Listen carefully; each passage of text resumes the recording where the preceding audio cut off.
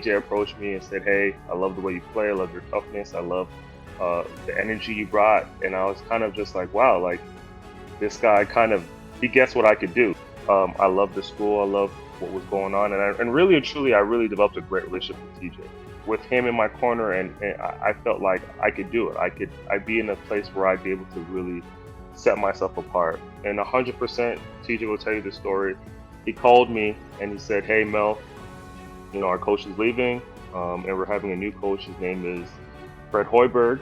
I don't know if you know, but he played in the NBA, and he's going to be a first-time coach." I said, "TJ, I trust you. What do you think? What do you think about Fred? What do you think about the program?" And TJ honestly looked at me and said, "Hey Mel, if it was anybody else, I don't know if I would tell you to stay, and I don't know if I would have stayed. But because it's Fred, and because I know what he's about and some of the stuff, I'm deciding to stay, and I think you should too." And I said, "You know what?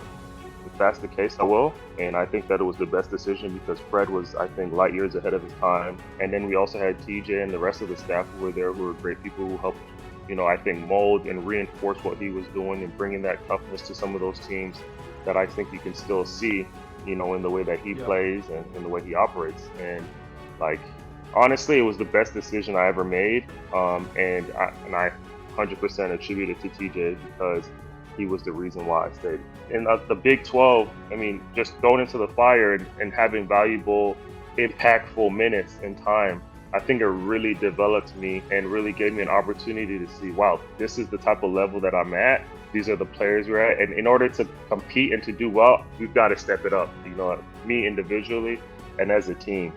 Yeah, that first year was huge. And what we talked about, what a great 4 years. We were able to accomplish so much as a team. We were able to kind of put, I would say, on the map, and now we're starting to see some of the fruits of the labor that we put in the to set the foundation for the program. So it's so amazing to see all the success that they've had since I've been there.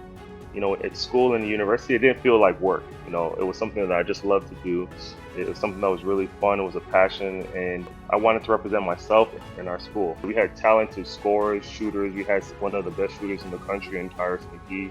We had Corey Lucius, who had tons of experience in scoring. We had Will Clyburn, who, goes on to have a great career. Chris Babb. And at the time I was feeling, where is my role? What can I do to help the team? And I seen that there was a void, defensively and rebounding, and that was an opportunity that I could be successful in. And I kind of just went after it. And then I was just like, all right, if I get 4 or 5 rebounds, 6 offensive rebounds, I'm going to get a couple baskets off of it, and I'm going to turn that into a great offensive game. And it just kind of became second nature. It just kind of became another opportunity. Ahead it comes to DeAndre Kane. To the trailer edge, layup good! 48 for Melvin. 84-69. And another timeout called by Trent Johnson. 48 points for Melvin Ejim. And I'll tell you what, I have to believe that Melvin can't believe this. I've had some pretty good games. I never thought that I'd be setting a Big 12 record. But honestly, I think it was just a combination of a lot of different things.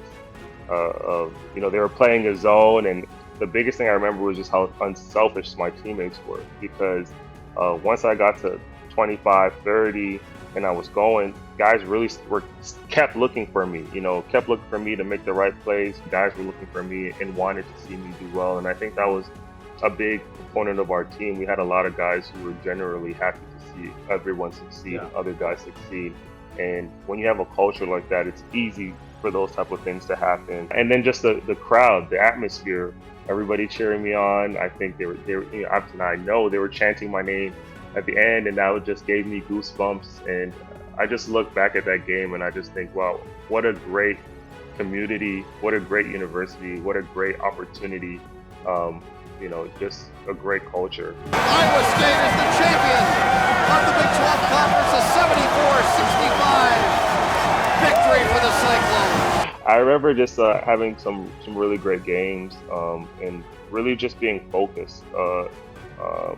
Wanted to kind of set history again, do something that hadn't been done for a while, and I kind of just didn't want to leave the Big 12 without winning the Big 12 tournament championship, or winning something. It was great. I felt like for my 4 years, from where I started to where I finished, it was a great way to cap off an incredible 4 years. I really was really thankful and appreciative, and I still am, of Iowa State, the people I had around me, my teammates who were there, who were able to help me get there, because I wouldn't have been there without them. I'm touched, I'm humbled. Like I said, I mean, I wasn't expecting it.